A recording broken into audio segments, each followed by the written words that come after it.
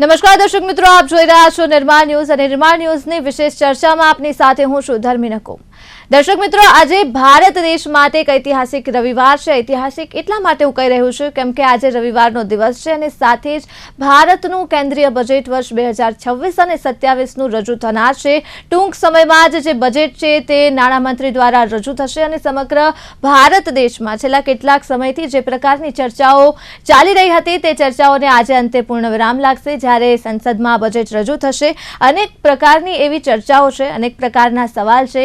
એક તરફ ગરીબ વર્ગથી લઈ મધ્યમ વર્ગ અને બિઝનેસમેન સુધી તમામ જે લોકો છે, તમામ લોકોને એક પ્રકારની આશા છે બજેટથી લઈને। એ પછી જો આપણે સેક્ટરની વાત કરીએ તો કૃષિ ક્ષેત્ર હોય, રેલવે હોય, આઈટી હોય, ડિજિટલ ક્ષેત્ર હોય, મેન્યુફેક્ચરિંગ હોય, મેટલ સેક્ટર હોય કે એવા અઢળક સેક્ટર છે જેને લઈને અનેક પ્રકારની ચર્ચાઓ ચાલી રહી છે કે કયા પ્રકારે આ વર્ષે જે બજેટ છે તેમાં ખરેખર રાહત મળશે, કયા પ્રકારની જાહેરાત થશે। બીજી તરફ સરકાર દ્વારા જે યોજનાઓને લઈને ખાસ તો ચર્ચા થઈ રહી છે કે યોજનાઓમાં કયા પ્રકારના ફેરફાર થશે અને સૌથી અગત્યની જે ચર્ચા છે ટેક્સને લઈને થઈ રહી છે, સ્ટાન્ડર્ડ ડિડક્શનને લઈને થઈ રહી છે કે ક્યાંક 75,000થી વધારી અને 1 લાખ કરી દેવામાં આવે અને ખાસ તો 13 લાખની જે આવક છે તેને ટેક્સમાંથી ક્યાંક રાહત મળે તેવા લોકોને। એટલે ટેક્સને લઈને સૌથી વધારે ચર્ચાઓ ચાલી રહી છે અને અનેક પ્રકારની આવી બીજી પણ ચર્ચાઓ ચાલી રહી છે। કોમોડિટી માર્કેટને લઈને ચર્ચાઓ ચાલી રહી છે, સ્ટોક માર્કેટને લઈને ચર્ચાઓ ચાલી રહી છે અને જે પ્રકારે આપણે પણ છેલ્લા 2-4 દિવસથી જે સતત ચર્ચાઓ કરી રહ્યા છીએ કે કયા પ્રકારની જે આશા અને અપેક્ષાઓ છે સમગ્ર ભારત દેશને આ બજેટથી ખાસ કરીને રહેલી છે કેમ કે આ બજેટ છે અત્યંત મહત્વનું છે। બીજી તરફ ભારતને લઈને જે વિકસિત ભારત 2047ની જે વાત થઈ રહી છે, રોડ મેપને લઈને પણ લોકોને અપેક્ષાઓ છે કે આ બજેટમાં ક્યાંક આ રોડ મેપને લઈને પણ જે આશાવાદ વ્યક્ત થઈ રહ્યો છે તેની ક્યાંક ઝલક જોવા મળશે આ બજેટમાં। પરંતુ હવે ટૂંક સમયમાં જ્યારે આ બજેટ રજૂ થશે ત્યારે જ આપણને વાસ્તવિક ખ્યાલ આવશે કે કયા પ્રકારે આપણને આ વખતે સરકાર તરફથી ભેટ મળી છે, કયા પ્રકારનું બજેટ જે છે નક્કી થયું છે અને આ જે બજેટ છે તે જ આવનાર સમયમાં આપણા ભારત દેશનો વિકાસ, બેરોજગારી હોય, મોંઘવારી હોય કે અનેક પ્રકારના એવા મુદ્દાઓ છે કે જે નક્કી કરશે આજનો આ દિવસ, આજે આ દિવસે રજૂ થનાર બજેટ। એટલે આ જે પણ મેં ચર્ચાઓ કરી છે, અનેક પ્રકારના સિવાયના પણ સવાલો છે કે જેના જવાબ દેવા માટે આપણી સાથે જોડાયા છે સૂરજ જૈન જેઓ સીએ છે, સાથે જોડાયા છે ડોક્ટર વિદ્યુત દેસાઈ જેઓ ભાજપના નેતા છે, બીજી તરફ જોડાયા છે આપણી સાથે નીતિન પાઠક જેઓ આર્થિક વિશ્લેષક છે અને મેહુલભાઈ પટેલ જેઓ કોંગ્રેસના નેતા છે। સૌથી પહેલા તો આપ ચારે એક્સપર્ટનું હાર્દિક સ્વાગત છે આજના આ વિશેષ ચર્ચામાં અને ખૂબ ખૂબ આભાર અમારી સાથે આ વિશેષ ચર્ચામાં જોડાવા બદલ। સૌથી પહેલા જો આપણે આજની ચર્ચાની શરૂઆત કરીએ તો સૂરજભાઈ આપની પાસેથી હું ચર્ચાની શરૂઆત કરવા માંગીશ। સૌથી પહેલા તો અનેક પ્રકારની એવી સૂરજભાઈ ચર્ચાઓ ચાલી રહી છે પણ સૌથી વધારે જો કોઈ ચર્ચા ચાલતી હોય તો એ છે ટેક્સને લઈને। એટલે સૌથી પહેલા અમારા દર્શક મિત્રોને એ જણાવો કે આજે જ્યારે આ બજેટ રજૂ થઈ રહ્યું છે, આપના મતે આ ટેક્સને લઈને કયા કયા પ્રકારની જાહેરાત થવાની સંભાવનાઓ છે? So, good morning, everyone. First of all, thank you for joining us. Right. So, पहले तो जो ओल्ड रिजीम है, न्यू रिजीम, राइट। तो सबसे पहले तो ओल्ड रिजीम को कंटिन्यू कब तक करना है और न्यू रिजीम में किस तरह से जाना है, तो that is what government is planning. And tax slab में जो 12 लाख तक का जो एग्जम्पशन है उसको 13 से 14 लाख तक आप करने का जो ये गवर्नमेंट का प्लानिंग है कि उसको, और जो कॉमन मैन वो एक्सपेक्ट कर रहा है कि उसको 13 से 14 लाख तक किया जाए। सो उसमें आप स्टैंडर्ड डिडक्शन को देख लो तो 75,000 से 1 लाख तक का जो स्टैंडर्ड डिडक्शन है उसको करने का जो कॉमन मैन एक्सपेक्ट कर रहा है कि उसको 75,000 से मिनिमम 1 लाख तक किया जाए। ठीक है। और जो दूसरा जो हाई अर्नर्स जो है, हाई अर्नर्स वाले, उसका जो टैक्स स्लैब है वो लगभग अभी 22 से 24 लाख है, तो उसको और भी बढ़ाया जाए, एटलीस्ट 30 to 35 या 40 तक ले जाया जाए। जो हाई अर्नर्स है जो 30% स्लैब में आ रहे तो उसको भी आप उस तरह से ले जा सकते हो। और दूसरा जो है कि जो डिडक्शंस है, जो अभी डिडक्शन जो ओल्ड रिजीम में मिल रहे, नए रिजीम में मिल नहीं रहे, राइट। 12 लाख तक की स्ट्रेट अवे इनकम एग्जम्प्ट है, तो डिडक्शन जो एटलीस्ट जो LIC जो इंश्योरेंस है, जो मेडिक्लेम है, उसको थोड़ा बहुत डिडक्शन से जो है वो नए स्लैब में भी लेके आए, वो भी कॉमन में एक्सेप्ट कर रहा है कि बिकॉज राइट नाउ क्या हो रहा है कि डिडक्शन आपको ओल्ड स्लैब में मिल रहा है, न्यू स्लैब डिडक्शन मिल नहीं रहा है। तो एटलीस्ट जो इंश्योरेंस जो बेसिक नीड्स के जो डिडक्शन है वो आपको नए स्लैब में भी मिले, ऐसा गवर्नमेंट ने एक्सेप्ट कर रहा है। और दूसरा जो जॉइंट टैक्सेशन, जो एक फैमिली डिडक्शन है, जो फैमिली इनकम टैक्स जो स्लैब है, उसको भी प्रपोज करने का प्लानिंग चल रहा है। देखते हैं कि बजट में क्या आता है। जो हस्बैंड एंड वाइफ दोनों जॉइंट टैक्सेशन हो, सो दे कैन कंबाइन इनकम वो बताए एंड उनको टैक्स फ्री इनकम ज्यादा से ज्यादा मिले और उसका टैक्स प्लानिंग वो उस तरह से कर सके। ठीक है। और सीनियर सिटीजन की बात की जाए तो सीनियर सिटीजन एग्जाम्पशन लिमिट भी बढ़ाने का इस बार प्लानिंग चल रहा है, क्योंकि सीनियर सिटीजन जो अभी जो 3 लाख तक का है तो उसको एटलीस्ट 4.5-5 लाख तक लेके जाए, जो उनका जो एवरी इंटरेस्ट इनकम है, तो उसमें भी वो सेविंग कर पाए एंड ज्यादा से ज्यादा उनको बेनिफिट हो टैक्स स्लैब से। तो सीनियर सिटीजन का जो है वो भी उसमें भी बढ़ाने का प्लान चल रहा है, राइट। ठीक है मैम। નીતિનભાઈ, જે પ્રકારે સુરજભાઈ ટેક્સને લઈને વાત કરી અને તે જ મુદ્દા ઉપર પણ હું ચર્ચા કરવા માંગીશ, ખાસ કરીને ટેક્સને લઈને આટલી ચર્ચાઓ ચાલી રહી છે, આપના મતે કયા પ્રકારની જાહેરાત થવી જોઈએ, ઇન્કમ ટેક્સને લઈને હોય કે પછી ETF હોય કે ETC હોય, તમારા મતે નીતિનભાઈ આ બજેટ પાસેથી ટેક્સમાં શું અપેક્ષાઓ છે? તો ટેક્સમાં જીએસટીમાં મેજર ચેન્જ લાસ્ટ ટાઈમ આપી દીધો છે. જીએસટીમાં જે ચેન્જ આવ્યો, જેથી દિવાળી વખતે ધમાકા જે સ્કીમ ગવર્મેન્ટે મોદી સાહેબે બહાર પાડી હતી, એનાથી લોકો પાસેના જે ફંડ છે એ વધી ગયા છે. અને એ જ રીતના ઇન્કમ ટેક્સમાં લાસ્ટ યર જે સ્લેબમાં જે ઘટાડો કર્યો હતો, લગભગ લોકોના જેમ કે ટ્રમ્પે જે રીતના ગેમ ખેલી હતી એના કરતાં ગવર્મેન્ટે જુદી ગેમ રમી અને ડિમાન્ડ ફૂલ ઇકોનોમી ચાલુ કરી દીધી છે, એટલે લોકોની પ્રોડક્ટિવિટીની ડિમાન્ડ વધી ગઈ છે.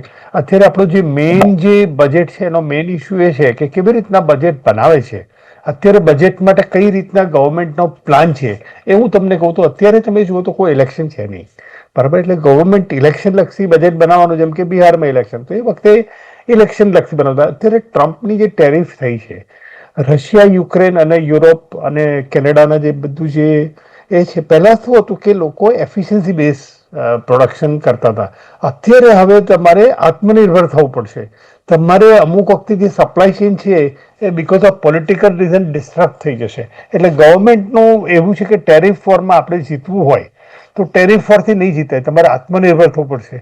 જેમ કોવિડમાં હતું, કોવિડમાં આખું સપ્લાય ચેઇન આખી ડિસ્ટર્બ થઈ ગઈ. એટલે ગવર્મેન્ટનો આ બધા પ્રમાણે જુઓ. બીજું એક પેરામીટર એવું છે કે ઇન્ડિયાની જે આજુબાજુના કન્ટ્રી છે, શ્રીલંકા, પાકિસ્તાન, નેપાળ, મ્યાનમાર, બાંગ્લાદેશ, આખું ત્યાં આગળ એનાર્કી ચાલે છે, ત્યાં આગળ પોલિટિકલ ઇસ્યુ છે. એટલે ચાઇના અને બીજા બધા કન્ટ્રીની ત્યાં આગળ ઇન્ટરફેર એટલું થઈ ગયું છે કે ઇન્ડિયા જો એ રીતના જો production wise, service sector wise, infrastructure wise, defence wise જો સ્ટ્રોંગ નહીં થાય તો ગવર્મેન્ટને આ બધા નાના નાના ઇન્કમ ટેક્સના ડિડક્શન, જીએસટીના ડિડક્શનથી લોંગ ટર્મ આપણું કંઈ થવાનું નથી. એટલા માટે ગવર્મેન્ટ આખી ઇકોનોમીને એક ડિફરન્ટ આયામ પર લઈ જવા માગે છે. તમારે અત્યારે એક્સપોર્ટ પૂછશે, તમે અત્યારે ઇન્ડિયા અને યુની જો ટ્રેડ થઈ છે એની લીધે ઇન્ડિયાનું જે એક્સપોર્ટ છે એ યુમાં એટલું બધું વધી જવાનું છે.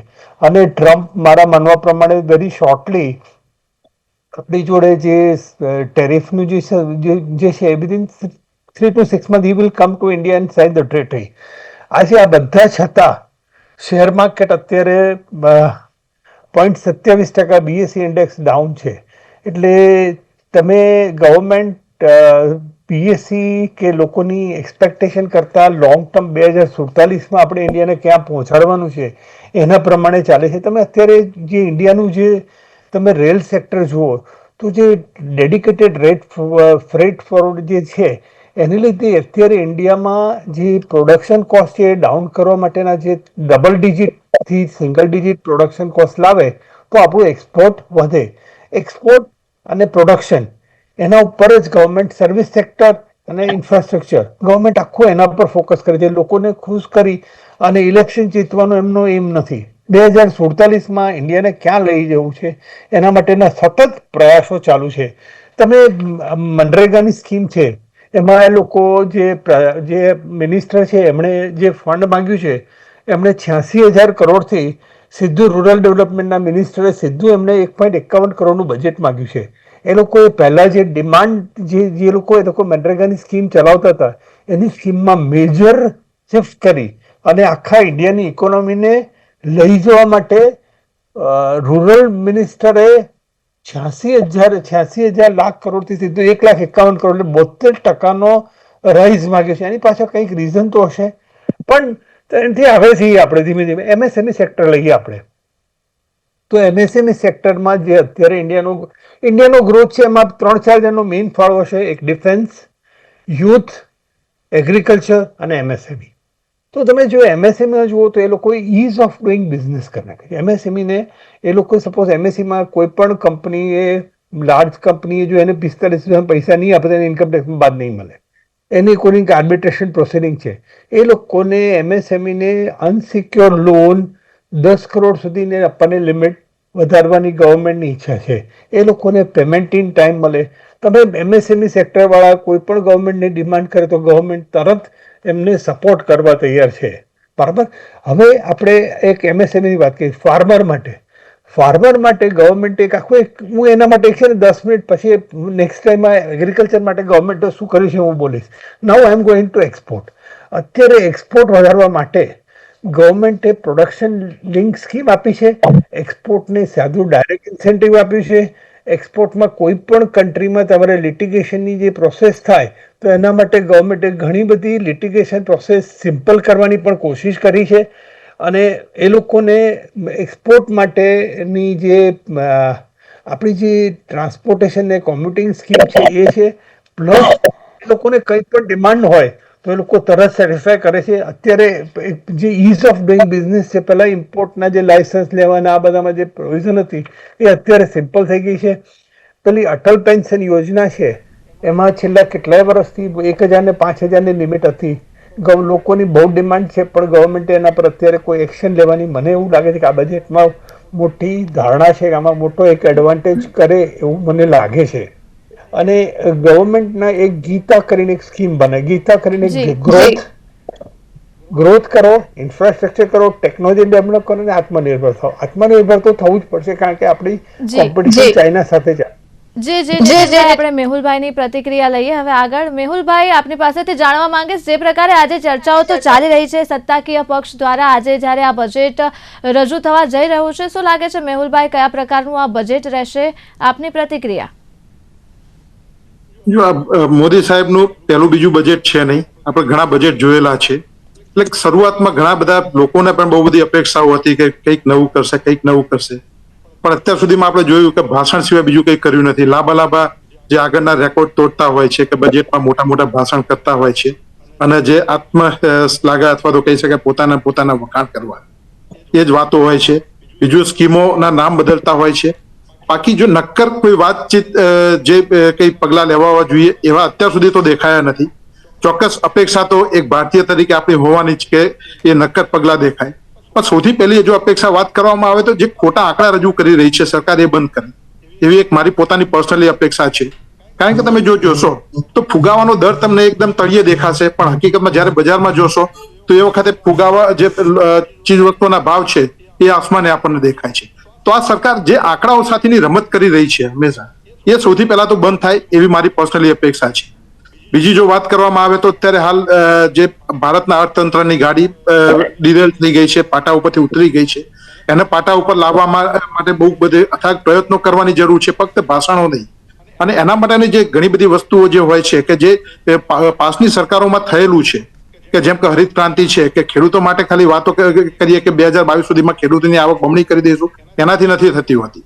બીજું અત્યારે હાલ જે નીતિનભાઈ વાત કરતા હતા કે સરકાર આમ કરી રહી છે, ઘણી સારી વસ્તુઓ કરી રહી છે, પણ 2047 કોણે જોયું છે? હવે જે હંમેશા આપણે જે જોયું કે 2022 સુધીમાં ખેડૂતોની આવક બમણી કરવાની વાત હતી, 2025 સુધીમાં 5 ટ્રિલિયન ઇકોનોમી કરવાની વાત હતી. તો આ સરકાર ખાલી લાંબા વાયદા કરે છે. પણ જે અત્યારે હાલ આપણને જે છેલ્લા 12 વર્ષમાં એમની સરકારમાં જે જોવા મળ્યું છે કે જે લોકોની હાલત બદથી બદતર થઈ રહી છે કે મધ્યમ વર્ગના માટે જે બે છેડા ભેગા કરવા આગ્રહ થઈ ગયા છે. ગરીબોમાં અત્યારે આપણે 81 કરોડ લોકોને મફત અનાજ આપવું પડે છે, એ સારી વસ્તુ નથી. એક બાજુ આપણે એવું જોવામાં આવતું હોય છે કે જે સરકારના આંકડાઓ છે કે ભાઈ દેશમાં 20 કરોડ જ ગરીબો છે, તો બાકીના 61 કરોડને કોને અનાજ આપવામાં આવે છે કે કોઈ ખાઈ જાય છે. એટલે આ જે આંકડાઓની રમત છે કે જે ખોટા આંકડા બતાવી રહ્યા છે એ વસ્તુ જે કહેવાય કે મારો વિરોધ છે. બીજું આપણે જો વર્લ્ડ ઇકોનોમીની વાત કરવામાં આવે તો જે ટ્રમ્પે આપણા વિશે જે ઘણી બધી વખતે એલફેલ બધા સ્ટેટમેન્ટ આપે છે, તો એની બાબતમાં આપણે મગનું નામ મરી નથી પાડતા, એક શબ્દ વાપરતા નથી. તો એની ક્યાંક ને ક્યાંક વિદેશમાં પણ ભારતની ઇમેજ ખડાઈ રહી છે. અને એનું કારણ જો કહેવામાં આવે તો ઘણી બધી બાબતો જે થઈ રહી છે, કરી રહી છે સરકાર, એ બતાવી રહી છે કે યોજનાઓ આ લાવી રહ્યા છે, આ લાવી રહ્યા છે. પણ જ્યારે તમે ઇન્ટરનેશનલ આંકડા કોઈ પણ જુઓ, જેમ કે ગ્લોબલ હંગર ઇન્ડેક્સ કે વૈશ્વિક ભૂખમરાનું ઇન્ડેક્સ, તો એમાં આપણું સ્થાન ક્યાંક પાછળ જઈ રહ્યું છે. પાસપોર્ટ નું જે રેન્કિંગ હોય છે એમાં સ્થાન પાછળ જઈ રહ્યું છે. અને એનાથી વધારે જો જોવામાં આવે તો રૂપિયા ડોલરની જે વાતો મોદી સાહેબના પહેલાના ભાષણો તમે બી સાંભળ્યા હશે, કે જે મોટી મોટી વાતો કરતા હતા કે રૂપિયો પાતળો થઈ રહ્યો છે. અત્યારે હાલ જ્યારે 2014માં જ્યારે આ સરકાર મોદી સાહેબ આવ્યા ગાદી ઉપર, ત્યારે એ વખતે 58 રૂપિયાની આસપાસ જે રૂપિયો હતો, ડોલરનો ભાવ હતો, એ આજે 92 રૂપિયા પહોંચ્યો છે. તો એ વસ્તુ બતાવી રહી છે, જો હકીકતમાં ખરેખર સુધારો થઈ રહ્યો હોય, અર્થતંત્ર સારું ચાલી રહ્યું હોય, તો આ બધા એના પેરામીટર્સ છે કે જેના ઉપરથી આપણને ખબર પડે કે અર્થતંત્ર ક્યાં જઈ રહ્યું છે. તો જે ડોલરનો ભાવ જોવામાં આવે કે પછી બેરોજગારી જે છે એ જે પ્રમાણે વધી રહી છે, એ પ્રમાણે ઘણી બધી બાબતો છે કે જે સરકાર બતાવી રહી છે આંકડા, અથવા તો મોટી મોટી સ્કીમોનું નામ જે કરી રહી છે, પણ હકીકતમાં કામ નથી થઈ રહ્યું. તો મારી એવી ચોક્કસ અપેક્ષા છે કે જેનાથી લોકો ને સાચી માહિતી પહેલા તો મળે. જો તમે સાચી હકીકત જ નહીં સ્વીકારો તો પછી એનો તમે ઉપાય શોધી શકવાના નથી. બીજું જે વાત કરી સુરજભાઈએ, એ સારી વાત છે કે આ સરકાર ડિડક્શન જે નવી સ્કીમમાં ન્યૂ રેજીમમાં આપી નથી રહી, તો લોકોની એવી અપેક્ષા છે. પણ સુરજભાઈ, હું એવું કહીશ કે ન્યૂ રેજીમમાં નહીં આપે ડિડક્શન, એનું કારણ છે કે આ સરકાર જો ડિડક્શન આપે, લોકો બચત કરે, તો એમના માનીતા ઉદ્યોગપતિઓ પાસે એનો જે એમને ફાયદો ના થાય. એટલા માટે જે ડિડક્શન આપણી ઇકોનોમી ખરી એ ધમીબેન કે વર્ષોથી બચત આધારિત ઇકોનોમી રહી છે. એટલા માટે પાસ્ટમાં જ્યારે બી જે રિસેશન આવ્યા છે, મંદીઓ આવી છે, તો આપણને ઇન્ડિયામાં એટલી અસર નથી થઈ જેટલી ફોરેનમાં થઈ છે. જે બચત ઇકોનોમીનું પૂરેપૂરું દૂર કરી દીધી છે. તો હવે પછીની મંદી પણ જ્યારે આવશે, જે ગઈકાલના ઇકોનોમી સર્વેમાં બી કહેવામાં આવ્યું કે એવી 2008 કરતા પણ વધારે જે રિસેશન એવું ચાન્સીસ છે, તો એના માટેની તૈયારીઓ કરવી જોઈએ, એવી મારી અપેક્ષા છે. રોકવા માંગીશ આપને. ડોક્ટર વિદ્યુત, આપની પ્રતિક્રિયા લેવા માંગીશ. મેહુલભાઈ આમ તો અનેક પ્રકારના આક્ષેપો કર્યા છે, પણ જો 2-3ની હું ચર્ચા કરું તો ખાસ તમને કહ્યું છે કે સરકાર જે છે આંકડાની રમત રમે છે અને અર્થતંત્રની જે ગાડી છે આપણા ભારત દેશની, તે પાટા પરથી નીચે ઉતરી ગઈ છે. શું કહેશો આપ?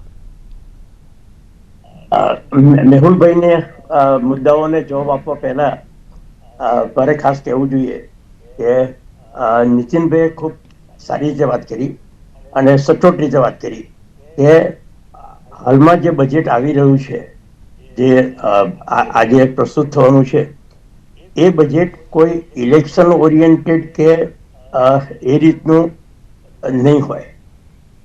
નરેન્દ્રભાઈ મોદીના શાસન દરમિયાન નેશન ફર્સ્ટની નીતિને ધ્યાનમાં રાખીને હંમેશા લોકોપયોગી અને રાષ્ટ્રીય હિતને દ્રષ્ટિને ધ્યાનમાં રાખીને નીતિઓ અને પોલિસીઓ ઘડવામાં આવી છે. 1947 થી 2047 સુધીનો જે સમયગાળો છે અને વિકસિત ભારતનું જે સ્વપ્ન સેવીને એ દિશામાં આગળ વધવા માટે આ બજેટ એક દિશા સૂચન જ નહીં, પણ એક નક્કર પાયો પણ ઊભો કરવા જઈ રહ્યું છે, એવી મને ખાતરી છે. આપણે જે મેહુલભાઈ પોતે તો ચાર્ટર્ડ એકાઉન્ટન્ટ છે અને એમણે કેટલાક આંકડાઓ આપ્યા, પણ કેટલાક આંકડાઓ એમણે ઇગ્નોર કર્યા છે.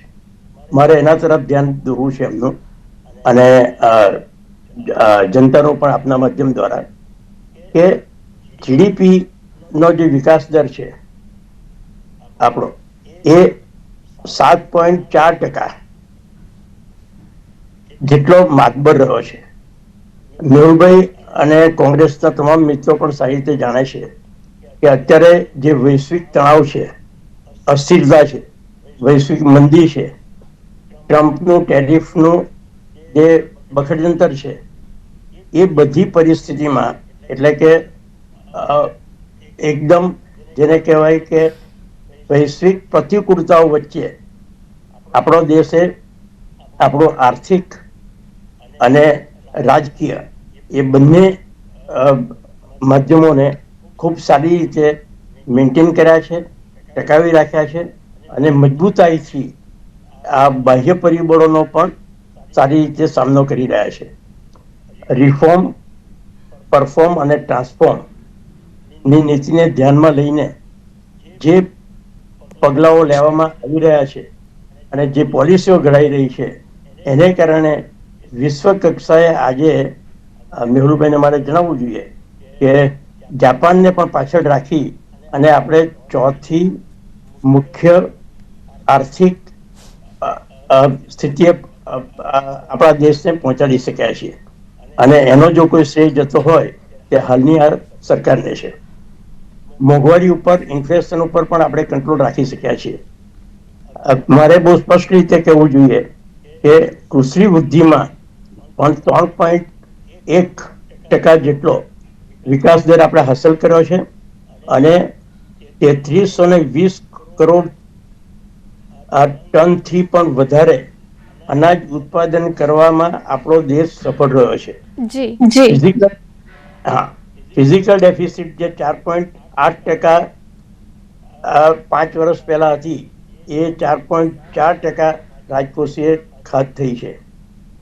મેહુલભાઈને મારે 1990ની યાદ અપાવવી જોઈએ કે જ્યારે આપણા દેશ પાસે માત્ર 1 બિલિયન જેટલું રિઝર્વ ફંડ હતું અને માત્ર 3 જ અઠવાડિયા ચાલે એવું હતું અને એને માટે આપણે બ્રિટન ની બેંક પાસે આપણું સોનું પણ ગીરવે મૂકવું પડ્યું હતું અને IMF પાસેથી 2 બિલિયનની લોન લેવી પડી હતી.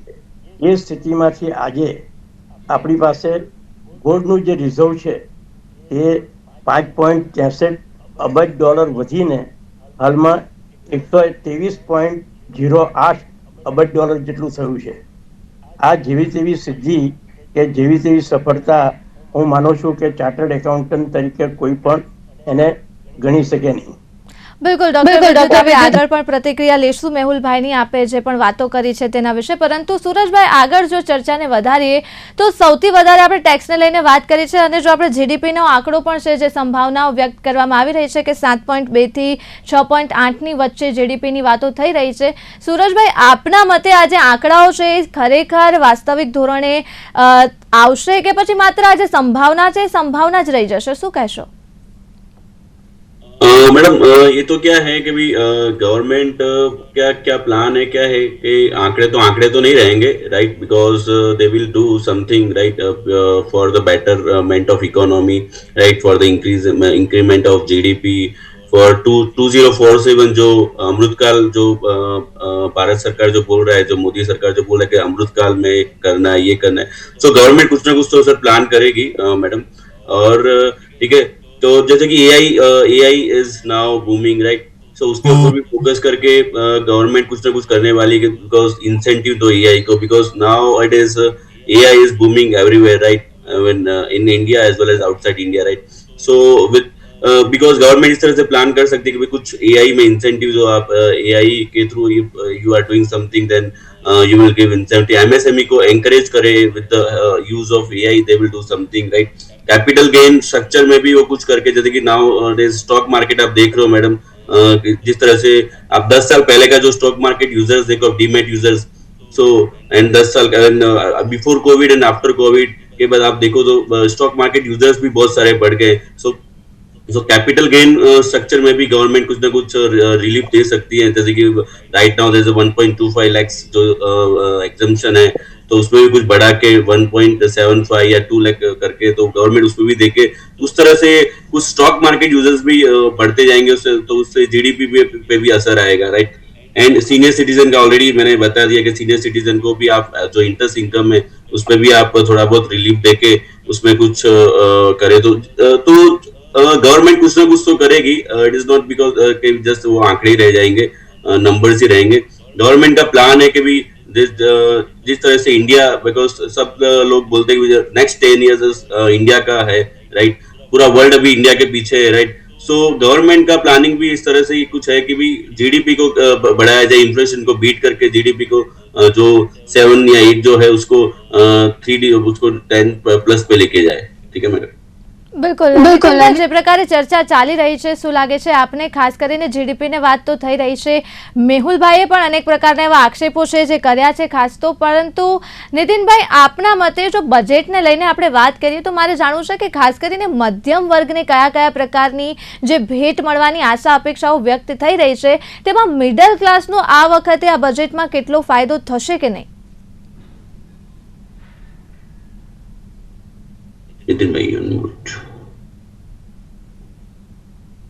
મિડલ ક્લાસની એટલે આપણે ખાલી વાત કરીએ તો જેમ આપણી ઇકોનોમી આગળ વધે, જેમ કે જીએસટી નો દર ઘટ્યો, એક્સપોર્ટ વધ્યું, લોકોનું અનએમ્પ્લોયમેન્ટ ઓછી થઈ, અર્બનમાં જેમ કે રોડ રેલ ને જે અત્યારે જે બધી રેલની સિસ્ટમો જે બધું થયું છે, એટલે ટોટલ ઓવરઓલ આપણું જીડીપી વધે. તો જે આપણે જે કહે છે કે ગરીબી રેખાથી ઉપર જે લોકો જવાના છે એનું જે ગ્રોથ પહેલા જે હતું એના કરતાં એટલું સ્પીડથી વધશે, એ ગરીબાઈથી લોકો ઉપર આવશે. એટલે મિડલ ક્લાસના લોકો તમે અત્યારે જુઓ તો ગાડી કેટલી ખરીદી, હમણાં બજેટ નરેન્દ્ર મોદી સાહેબે પેલું નવેમ્બરમાં જે જીએસટીની રાહત કરી, તો તમે જો ગાડીનું સેલ વધી ગયું છે. અને કેમ, અને ગાડી કોણ ખરીદે છે? Tyre 1, tyre 2. ટાયર 1 એટલે 5, 6, 7 સિટી, ટાયર 2 એટલે મહેસાણા અને સુરત જેવા, એમથી ટાયર 3 સિટી. એ બધી જગ્યાએ તમે જુઓ તો ડેવલપમેન્ટ વધી રહ્યું છે. એટલે બધી જગ્યાએ હાઉસિંગ માટે જે ડિમાન્ડ છે, એટલે ગવર્મેન્ટે અત્યારે જે આપણે જે કહીએ કે રિયલ એસ્ટેટ સેક્ટરે ડિમાન્ડ કરી છે કે અમને એક ઇન્ડસ્ટ્રીનું સ્ટેટસ આપો. અને જે એ લોકોએ જે નાના જે ઘર છે એ લોકોએ એવું કીધું છે કે 85-45 હજારથી અમુક જે હોય એને ઘરની લિમિટ વધારો તો એ લોકોને ઘરમાં રોકવા માટે જરૂર છે. પહેલાં જે લિમિટ કરી હતી બહુ ઓછી હતી. એટલે બીજું હું તમને હવે સેક્ટર વાઇઝ કહું તો MNREGA is going to change the whole game of this thing. મિનિસ્ટરે 86 લાખ કરોડથી સીધું જ જે ગવર્મેન્ટના પોતાના જ મિનિસ્ટરે કીધું મને 1,51,000 કરોડ રૂપિયા જોઈશે જો મારે મનરેગા નવી સ્કીમ. મનરેગામાં 2 ચેન્જ આવે છે. પહેલો જે વેજીસ છે એ જે મિનિમમ વેજીસ કરતાં પણ ઓછા આપતા તેની જગ્યાએ મિનિમમ વેજીસની કોમ્પિટિશનમાં પૈસા આપવા પડે, એની જે રેમ્યુનરેશન મળે એ લોકોએ નક્કી કર્યું છે. મનરેગામાં એક ચેન્જ એ આવવાની શક્યતા છે. બીજો ચેન્જ એવો છે કે 60% 60-40. Now state government will also contribute toward MNREGA at 60-40 rate. એટલે મનરેગામાં જે સ્ટેટ ગવર્મેન્ટને ઇન્વોલ્વ કરે તો જે ધાંધલી થાય છે એ સ્ટેટ ગવર્મેન્ટ કે સેન્ટ્રલ ગવર્મેન્ટના માથે, બંનેના માથે આવે, એટલે ધાંધલીની શક્યતાઓ ઓછી થાય છે. પ્લસ પહેલાં જે ડિમાન્ડ ડ્રિવન હતું, હવે સપ્લાય ડ્રિવન. સપ્લાય ડ્રિવન એટલે શું કે ત્યાં આગળ શું ડિમાન્ડ છે એ પ્રમાણે મનરેગામાં સ્કીમ આપશે. મનરેગાનો એક હેતુ એવો છે કે જે લોકોને નોકરી નથી મળતી એને ગવર્મેન્ટ પોતે નોકરી પ્રોવાઈડ કરશે. તો મનરેગામાંથી જે મિડલ ક્લાસ લોકો છે એ ઘણા ઉપર આવી જશે. જેમ કે એટલે એક મોટો ફાયદો તમને દેખાશે. અત્યારે જે રીતના ગવર્મેન્ટે ઇન્ફ્રાસ્ટ્રક્ચર ડેવલપ કર્યું છે, તમે રેલ, રોડ, અર્બન ડેવલપમેન્ટ, એના લીધે તમે જોશો તો આખી ઇકોનોમીમાં લોકો જે ફોરેન કન્ટ્રીમાં જે અત્યારે જે તમે જાઓ તમે મોટા મોટા કન્ટ્રીમાં, એના કરતાં આપણી ટ્રેનો સારી છે, આપણા પ્લેન સારા છે, આપણા રોડ સારા છે, આપણી રેલ સિસ્ટમ સારી છે. આપણે ત્યાં લોકોને એક જગ્યાએથી બીજી જગ્યાએ જવું તો સારું છે. આપણે ત્યાં ઘરે આવીને લોકો ડિલિવરી આપે છે, ઉબર કે જે બી ટ્રીઝ ને બધું છે, માલ સામાન એમેઝોન છે, એ ફોરેન કરતાં આપણે ત્યાં ઘણું સારું છે. આ બધું જે સપ્લાય ચેન છે એને લીધે લોકોને પ્રોડક્શન કરવું પણ સહેલું પડે છે. બિલકુલ મેહુલભાઈ, જે પ્રકારે નીતિનભાઈએ વાત કરી છે ખાસ કરીને તો, અને સાથે જ આગળ ડોક્ટર વિદ્યુત દ્વારા પણ અનેક વાત કરવામાં આવે છે. ભારતની આર્થિક વ્યવસ્થા 4થા ક્રમે છે અને નીતિનભાઈએ કહ્યું છે કે આપણી જે ખાસ કરીને મનરેગાની વાત કરી છે. મેહુલભાઈ, આપના મતે જો વાત કરવામાં આવે તો ભારત દેશમાં આજે જ્યારે બજેટની ચર્ચા થઈ રહી છે, શું લાગે છે આપને મધ્યમ વર્ગની જે પરિસ્થિતિ અત્યારે છે આ બજેટ બાદ સુધરશે કે પછી જ્યાં છે ત્યાં જ રહેશે?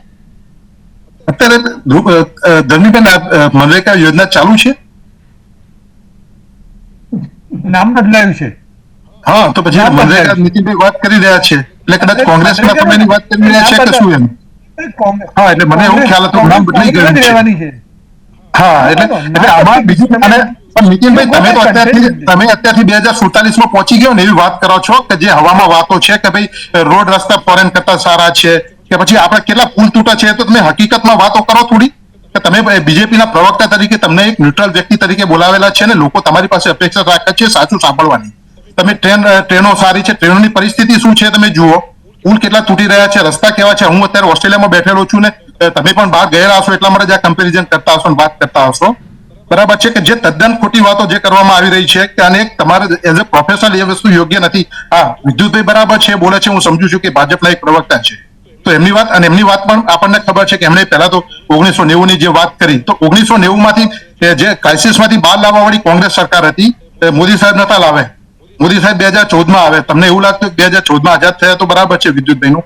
બીજું જે મેં હમણાં વાત કરી, મને ખ્યાલ જ હતો કે વિદ્યુતભાઈ આંકડાની મોટી મોટી વાતો કરશે, પણ જો એમને અત્યારે જીડીપીના દરની વાત કરવામાં આવે તો જીડીપી 7.4% જે દર છે, મારી વાત એક વખત પૂરી કરી દેવા દો. હવે મેં તમારી વાત સાંભળી હતી, ભલે સાચું હતું ખોટું હતું તો પણ ઘણું બધું સાંભળ્યું હતું મેં.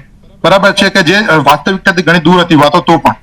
તો હવે જે બીજી વાત કરવામાં આવે તો જીડીપી નો દર જો ગણવા અત્યારે 7.4 છે, બરાબર છે, એ જીડીપી નો દર ગણવાની પદ્ધતિમાં ફેરફાર કરવામાં આવેલો છે, બેઝ યરમાં ફેરફાર કરવામાં આવેલો છે અને એના કારણે આ 7.4 આપણને બતાવી રહ્યું છે. એ જ પ્રમાણે જયારે ઇકોનોમિસ્ટોએ રિવર્સ મિકેનિઝમથી જયારે મનમોહન સરકારના વખતના જીડીપીના દર ગણ્યા તો 11% ને એવા વધારે હતા. તો આ સરકાર જે હું કહેતો હોઉં છું કે એ ફક્ત ને ફક્ત આંકડાઓની રમત રમતી હોય છે, આંકડાઓ કેવી રીતે સારા બતાવવા એની જ ફક્ત વાતો થતી હોય છે. એટલે જીડીપી દર ગણવાની પદ્ધતિ તમે બદલી નાખો, એનું જે બાસ્કેટ હોય બદલી નાખો તો જીડીપી દર ઊંચો બતાવે તમને, પણ એનાથી કોઈ હકીકતમાં ફેરફાર નથી થવાનો હોતો. એવી જ રીતે ઇન્ફ્લેશન કાબુમાં છે એની વાત કરતા હોય છે, પણ તમે નીચે જયારે બજારમાં જાઓ ત્યારે તમને ખબર પડે છે કે ભાઈ ઇન્ફ્લેશન આમાં કેવું હોય છે. જો નાનું ઉદાહરણ આપું કે તમે જો બેઝ યર ઇન્ફ્લેશન ગણવાનું બદલી નાખો તો એનાથી ઇન્ફ્લેશન ના દરમાં આપણને એવું લાગે કે ઓછું છે. બીજું ધારો કે જેનો ભાવ વધતા હોય એને તમે બાસ્કેટમાંથી દૂર કરી દો અને જેના ભાવ ના વધતા હોય વસ્તુઓને જો બાસ્કેટમાં લાવી દેવામાં આવે તો એનાથી પણ આપણને એવું લાગતું હોય છે કે જીડીપી નો દર ઇન્ફ્લેશનનો દર નીચો છે. પણ જ્યારે તમે હકીકતમાં જાઓ માર્કેટમાં અત્યારે લોકોને જે બંને છેડા ભેગા કરવામાં તકલીફ પડી રહી છે મધ્યમ વર્ગની વાત કરવામાં આવે તો. અને બીજું જે મનરેગાને કદાચ મધ્યમ વર્ગને ફાયદો થશે એવું નીતિનભાઈ વાતો કરતા હતા, પણ એ કદાચ કોના માટે યોજના છે એમને થોડી તપાસ કરવાની વધારે જરૂર છે. બીજી જો વાત કરવામાં આવે તો અત્યારે 81 કરોડ લોકોને આપણે મફત અનાજ આપી રહ્યા છીએ. ચોથી ઇકોનોમી બન્યા છીએ કે નથી બન્યા એનાથી કોઈ મતલબ ના હોવો જોઈએ. તમે મકાનની વાત કરીએ છીએ આપણે કે પછી બીજી વાત કરીએ છીએ કે જે ગોલ્ડ રિઝર્વ આટલું બન્યું છે, પણ સામે દેવું કેટલું વધાર્યું છે વિદ્યુતભાઈ, તમારે એનો પણ એક જવાબ આપવો જોઈએ. ફક્ત ને ફક્ત વાહવાહી કરવાથી ઇકોનોમી નથી ચાલતી હોતી. એના માટે જે સારા ઇકોનોમિસ્ટ હોય એની સલાહ માનવી જોઈએ.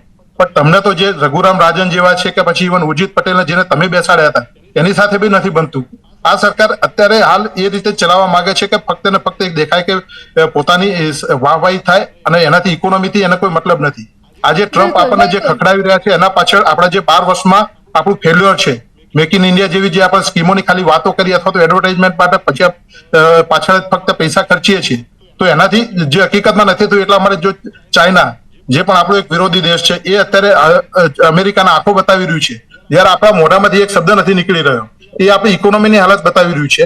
અને એના પ્રમાણે જો અત્યારે હાલ ડોક્ટર વિદ્યુતની પ્રતિક્રિયા લઈએ. શું કહેશો ડોક્ટર વિદ્યુત, જે પ્રકારે હંમેશા સત્તાકીય પક્ષ ઉપર વિપક્ષ દ્વારા કહેવામાં આવતું હોય છે કે માત્ર વાતો થઈ રહી છે પણ કામ વાસ્તવિક ધોરણે નથી થતું, આ બજેટને લઈને આપ શું કહેશો કે ખરેખર આ વખતે વિપક્ષ જે બોલી રહ્યું છે તે ખોટું પુરવાર થશે કે પછી ફરી એક વખત આ બજેટ બાદ પણ વિપક્ષને બોલવાનો એક મોકો ફરી મળશે?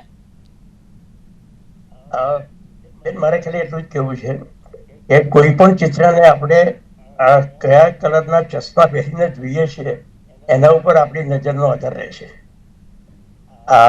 જે વાત થઈ કે આપણે દેવું વધી રહ્યું છે, મારે ખાલી એટલું જાણવું છે કે અમેરિકાનું દેવું કેટલું છે, જે દુનિયાની 1 નંબરની ઇકોનોમી છે એનું દેવું કેટલું છે એ જરા વિચાર કરવા જેવું છે.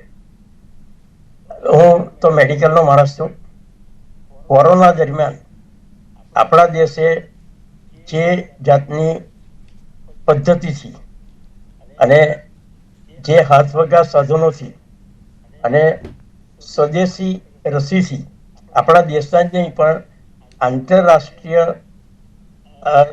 રીતે એક માનવતાવાદી બનીને કેટલાય દેશોમાં જે જીવો બચાવવાનું કામ કર્યું છે એને મને લાગે છે કે કોઈ ભૂલી શકે નહીં. જે અત્યારે આપણે ત્યાં આંકડાની જ્યારે વાત આવે છે ત્યારે કે એક્સપોર્ટ જે છે એ 825 અબજ ડોલરથી વધુ છે. 50% જેટલું ટેરિફ આપણને લાગ્યું છે અને છતાં પણ આપણી ઇકોનોમીને એની અસર થઈ નથી. ઉલટું જે ગુડ્સ છે એમાં આપણે લગભગ 2.5% જેટલો 2.4% અને સર્વિસમાં 6.5% જેટલું એક્સપોર્ટ આપણો વધારી શક્યા છીએ. મને લાગે છે કે આ બધી વસ્તુઓ કે આ બધા આંકડાઓ જો આપણે ખોટા જ માનતા હોઈએ તો ભાગ્યે જ કોઈ નૈતિક કે સારી ચર્ચા કરવાનો અર્થ રહેશે. 81 કરોડ લોકો ને આપણે આપણી સરકાર ફ્રીમાં અનાજ આપી શકે છે એ જેવી તેવી સિદ્ધિ છે? મારો બહુ સીધો સવાલ છે. આ ઉપરાંત જે આપણે ત્યાં કૃષિનો વૃદ્ધિનો જે દર છે એ 3.1% જેટલો આપણે વધારી શક્યા છીએ. એ પણ એક ખૂબ જ અગત્યની વસ્તુ છે. જે રોડ રસ્તા ટ્રાન્સપોર્ટેશન એની જે વાત નીતિનભાઈએ કરી અને એની સામે જે આક્રોશ વ્યક્ત થયો, મને લાગે છે કે આટલા મોટા દેશમાં આ જાતનું ઇન્ફ્રાસ્ટ્રક્ચર આટલી ઝડપથી ઊભી કરવાનું જે છેલ્લા 15 વર્ષમાં શક્ય બન્યું છે કે થયું છે, છેલ્લા 10 વર્ષમાં આગળ.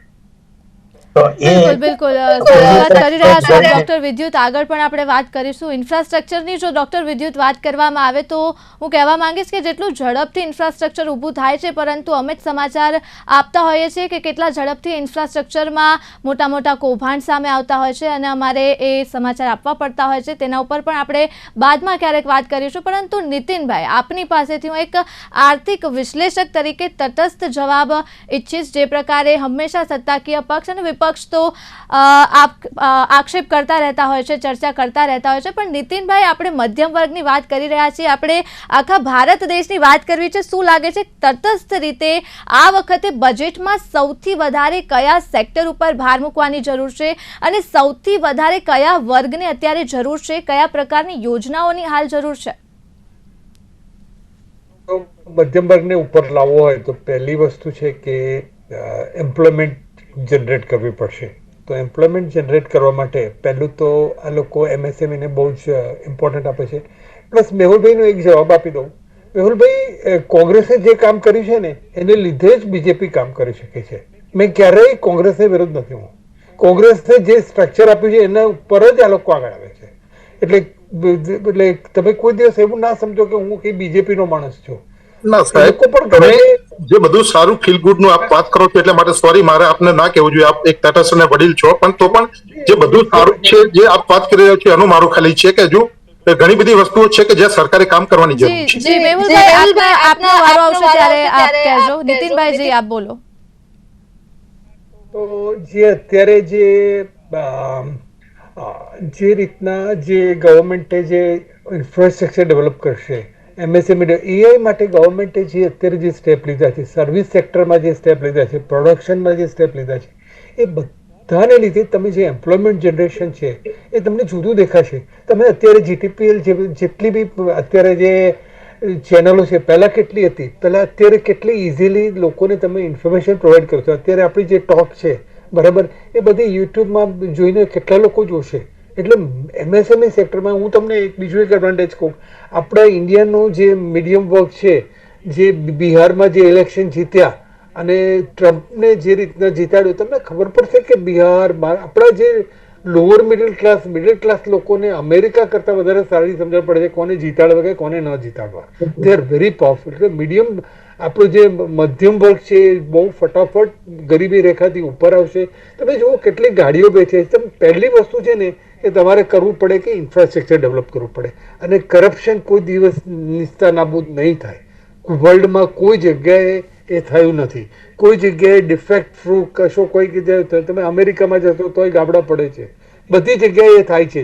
પણ પર્સન્ટેજ વાઇઝ તમે જે કહો છો, અને બેઝિકલી જો ઇન્ડિયાને આગળ આવવું હશે તો પોલિટિકલી સામે પક્ષ મેહુલભાઈ જેવા કોંગ્રેસવાળા બધા જ સ્ટ્રોંગ જ રહેવું પડશે. તો જ લોકો જાગશે.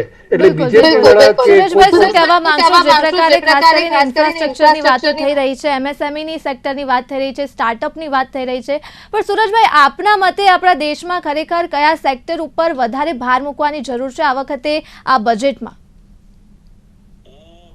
में सर मैडम इस बार बार रखना है तो इंफ्रास्ट्रक्चर, जो नितिन भाई ने ऑलरेडी बताया, इंफ्रास्ट्रक्चर हो गया, जो AI is now booming, right? So AI में किस तरह से, because AI, if you are AI user and if you are AI learner, because government भी एआई के लिए बहुत अच्छा सेटअप कर रही है. They are organising various schemes, various courses, because in February month also government of India has organized AI summit.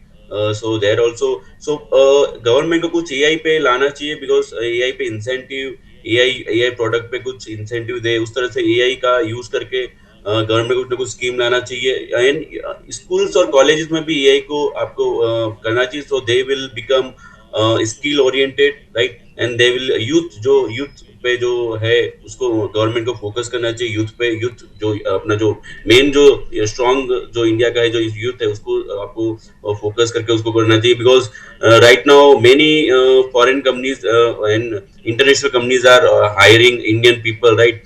Because India में talent है, राइट? सो गवर्नमेंट को टैलेंट पे, इंडियन टैलेंट पे ध्यान देना चाहिए. एआई के यूज पे, इंफ्रास्ट्रक्चर ऑलरेडी है, हॉस्पिटल सेक्टर, फार्मा सेक्टर पे गवर्नमेंट को ध्यान देना चाहिए. बिकॉज फार्मा सेक्टर का एक्सपोर्ट जो है वो बहुत बढ़िया है, राइट? बिकॉज गवर्नमेंट इंडियन जो बिजनेसमैन वो एक्सपोर्ट में, फार्मा सेक्टर में बहुत ज्यादा एक्सपोर्ट कर रहा है. एफएमसीजी है, उस पे गवर्नमेंट को फोकस करना चाहिए. बिकॉज મેહુલભાઈ, જે પ્રકારે વાત થઈ રહી છે, આપે અનેક પ્રકારના મુદ્દાઓ રાખ્યા છે, પરંતુ મેહુલભાઈ, આપણે સ્વીકારવું રહ્યું કે ભારત ચોક્કસપણે ચોથી આર્થિક વ્યવસ્થા બની છે વિશ્વ સ્તરે, અને એમાં પણ જો હમણાં વાસ્તવિક જ સમાચારની હું વાત કરું, અત્યારના જ સમાચારની, તો જે ભારત EU ટ્રેડ ડીલ થઈ છે, મધર ઓફ ઓલ ડીલ, એટલે આપણે આ વાસ્તવિકતા પણ સ્વીકારવી રહી. મેહુલભાઈ, આમ તો આપણે આ વાતો કરતા જ હોઈએ છીએ કે સત્તાકીય પક્ષ અને વિપક્ષ, પરંતુ એક વિપક્ષ તરીકે ખરેખર આપ શું કહેવા માંગશો? કેમ કે વાસ્તવિક ધોરણે જે વિકાસના આંકડાઓ છે તો બોલી રહ્યા છે, પણ આ વખતે એક વિપક્ષ તરીકે આપ શું કહેવા માંગશો સત્તાકીય પક્ષને કે કયા પ્રકારનું જે બજેટ છે અને લોકોની ખાસ તો શું જરૂરિયાત છે? ધરણીબેન, આપે જે વાત કરી કે બરાબર છે, મધર ઓફ ઓલ ડીલ બરાબર છે, પણ એનું શું રિઝલ્ટ આવે છે એના પછી આપણે મધર ઓફ, જે આ સરકારનો મારો મેઇન વિરોધ છે આ બાબતનો હોય છે કે મોટું મોટું નામ આપી દેવું, તો મધર ઓફ ઓલ ડીલ. હા, તો પણ એક વખત તમે એને પેલા જુઓ, અને અત્યારે હાલ એનું ઇમ્પ્લિમેન્ટ થવામાં ઓછામાં ઓછા 1 થી 2 વર્ષ હજુ બીજા લાગવાના છે, બરાબર? બીજી વાત જો કરવામાં આવે તો જે કોરોનાની ડોક્ટર સાહેબે વાત કરી, પણ એ વખતે એ જયારે રસીઓ આપી છે, પણ એમાં સામે કેટલી ગંગામાં લાશો વહેતી થઈ હતી, કેટલું મિસમેનેજમેન્ટ હતું, એ લોકોએ પણ જોયેલું છે. બીજું, આ સરકાર 81 કરોડ, જે ડોક્ટર સાહેબે કીધું હમણાં એ પ્રમાણે 81 કરોડ અનાજ લોકોને મફત અનાજ આપે છે, એને સિદ્ધિ ગણાવે છે, કે જે ખરેખર આપણા માટે એક શરમજનક બાબત હોવી જોઈએ, પણ એના જે આપણે સિદ્ધિ ગણાવીએ છીએ, બરાબર? હવે આપના જો પ્રશ્નની જે વાત છે એમાં વાત કરવામાં આવે તો એઆઈ આપણે અત્યારે ઘણી બધી વખત અલગ અલગ પ્રવક્તાઓ પાસેથી શબ્દ સાંભળ્યો, પણ એમાં એઆઈ એજ્યુકેશન પાછળ ગયા બજેટમાં 500 કરોડ રૂપિયાની ફાળવણી કરવામાં આવેલી હતી, પણ એનો ઉપયોગ નથી થયો. એ હજુ યોજના છે ફક્ત ને ફક્ત કાગળ ઉપર છે. બીજી ઉડાન સ્કીમની વાત કરવામાં આવી હતી, પણ આપણે જે ઇન્ડિગો નું જે આખું મિસમેનેજમેન્ટ થયું એ જોયેલું છે, બરાબર? બીજું, જે એમ્પ્લોયમેન્ટ માટે ગયા બજેટમાં જે ઇન્સેન્ટિવ સ્કીમ લાવવામાં આવી હતી 3 અલગ અલગ, અને દર વર્ષે આપણને 2 કરોડ લોકોને રોજગારીની વાત કરવામાં આવી હતી, એ પણ ફક્ત ને ફક્ત કાગળ ઉપર છે. તો હું એવું કહીશ કે અપેક્ષા દરેકે વ્યક્તિએ હોવી જ જોઈએ. મને બે છે, આપને પણ હશે, દરેક આપણા જે શ્રોતાઓ છે એમને પણ હોવાની છે, કારણ કે સરકાર માય બાપ કહેવાતી હોય છે, કે સરકાર પાસે આપણે અપેક્ષા નહીં રાખીએ તો કોની પાસે રાખશું? પણ જયારે સરકાર પોતે જે કહેવાય કે ડબલ ગેમ કહેવાય, કે ભાઈ જેમ કે જીએસટી ની વાત કરવામાં આવે તો એમાં ભાવ, જીએસટી ના દર ઘટાડ્યા, પણ આપણે એમાં જોયું કે કેટલી વસ્તુ એવી છે કે જેના ભાવ નથી ઘટ્યા, તો એનો ફાયદો કોને મળ્યો છે? તો બિઝનેસમેનોને એનો ફાયદો મળતો હોય છે. તો આવું ના થાય એવી મારી એક અપેક્ષા છે, કે જે ખરેખર વાત કરવામાં આવે, કોઈ ફાયદો આપવામાં આવે તો લોકો સુધી એનો ફાયદો પહોંચે. એ વસ્તુ ઇમ્પોર્ટન્ટ છે, કે ફક્ત બતાવવા માટે ખાલી જે અલગ તમે બતાવો છો એ પ્રમાણેનું ના થાય. બીજું, મધ્યમ વર્ગને ખાસ જરૂર છે, ગૃહિણીઓને ખાસ જરૂર છે, યુવાનોને જે પ્રમાણે વાત કરવામાં આવી કે રોજગારીની જરૂર છે, બરાબર? ગૃહિણીઓના માટે અત્યારે બહુ અઘરું થયું છે કે બંને છેડા ભેગા કરવા, કારણ કે જે વેતન એટલા નથી વધ્યા કે જે પ્રમાણે મોંઘવારી વધી છે. તો એ મધ્યમ વર્ગના માટે બી આ જે છે તો એવી હું ચોક્કસ અપેક્ષા રાખીશ કે ઘણી બધી બાબતો સરકાર કરી શકે એવું છે, ફક્ત વાતો કરવાના બદલે તો એમાં ઠોસ પગલાં લેવામાં આવે. એક્સપોર્ટ ની જે વાત કરવામાં આવે છે કે વધુ અત્યારે આપણે જે વાત કરી, હા હું સ્વીકારું છું કે યુ સાથેની જે ડીલ કરી છે એ બહુ સારી વસ્તુ છે, કરવી જ જોઈતી હતી કે જેથી કરીને આપણે અમેરિકાને પણ સામે જવાબ આપી શકીએ. પણ એને મધર ઓફ ઓલ જે એવા સારા શબ્દોથી એનો મતલબ નથી, એનું પ્રોપર ઇમ્પ્લિમેન્ટેશન થાય એ બહુ જરૂરી છે. એવી રીતે સરકારે મેહુલભાઈ દ્વારા અનેક પ્રકારની વાતો કરવામાં આવી છે. શું લાગે છે આ વખતે જે બજેટ છે ખરેખર જનતા માટેનું બજેટ હશે કે ફરી એક વખત માત્ર વાતો જ થશે અને માત્ર આંકડા એ કાગળ ઉપર જ રહી જશે? વિદ્યુતભાઈ, સમયનો અભાવ છે, ટૂંકમાં આપની પ્રતિક્રિયા આપશો. દર વખતની જેમ આ વખતે પણ આ જે બજેટ આવી રહ્યું છે એ રાષ્ટ્રના હિતનું બજેટ હશે અને રાષ્ટ્રના હિતમાં જનતાનું હિતનો સમાવેશ આપોઆપ થઈ જતો હોય છે. જે મારે અગત્યની વાત કરવી છે એ છે કે વિદેશમાં આપણા દેશના કેટલાક નેતાઓ જઈને જે બદનામી કરતા હોય છે કે એના અંગે જે નેગેટિવિટી ઊભી કરતા હોય છે, એ મને લાગે છે કે કોઈ પણ રાષ્ટ્રભક્તને કે રાષ્ટ્રીય હિત ધરાવનાર વ્યક્તિને એ પસંદ નહીં પડતું હોય અને એને અટકાવવાનો સંનિષ્ઠ રીતે પ્રયત્ન કરવો જોઈએ. જે પોઝિટિવિટી છે હું માનું છું કે બહુ સ્પષ્ટતાપૂર્વક અને પ્રામાણિકતાપૂર્વક આપણે આપણા વ્યૂ રાખવા એ આપણો હક પણ છે અને આપણી ફરજ પણ છે. અને જે શરૂઆતમાં વાત થઈ કે નીતિનભાઈએ જે બધી વાતો કરી એના સંદર્ભમાં એવું કહેવાયું કે આ તો બધી હવાની વાત છે અને 1947માં આપણે પહોંચી ગયા છીએ એવું લાગે છે. 2047 પહોંચી ગયા, નીતિનભાઈ પહોંચી ગયા હોય એવું તમને લાગ્યું મેહુલભાઈ? પણ મારે માત્ર એટલું જ કહેવું છે કે આ સરકારનો જે સ્પિરિટ છે મેહુલભાઈ એને એપ્રિશિએટ કરવો જોઈએ. અને સરકારનો સ્પિરિટ એ છે કે મંજિલ સે જરા કહ દો અભી પહોંચા નહીં હું મેં, મુશ્કિલે જરૂર હૈ મગર ઠહેરા નહીં હું મેં. અને ઠહેરાવ રાખ્યા વગર આગળ વધીને 1947ની વિકસિત ભારતની જે સ્વપ્ન છે એને સાકાર કરવામાં હું માનું છું કે સરકાર આપવામાં કોંગ્રેસ અને મેહુલભાઈ પણ પાછા નહીં પડે એવી અપેક્ષા સાથે મારી વાત પૂરી કરું છું. બિલકુલ, ખૂબ ખૂબ આભાર આપ ચારે એક્સપર્ટનો અમારી સાથે જોડાવા બદલ. સૂરજ, ડોક્ટર વિદ્યુત, નીતિનભાઈ, મેહુલભાઈ, આપ તમામનો ફરી એક વખત ખૂબ ખૂબ આભાર. તો દર્શક મિત્રો, ટૂંક સમયમાં જ હવે બજેટ જે છે રજૂ થશે અને જ્યારે નાણામંત્રી બજેટ રજૂ કરશે ત્યારે જ અત્યારે જે ચર્ચા કરવામાં આવી છે તમામ ચર્ચાને આખરે પૂર્ણવિરામ લાગશે. હાલ મને આપશો રજા. નમસ્કાર.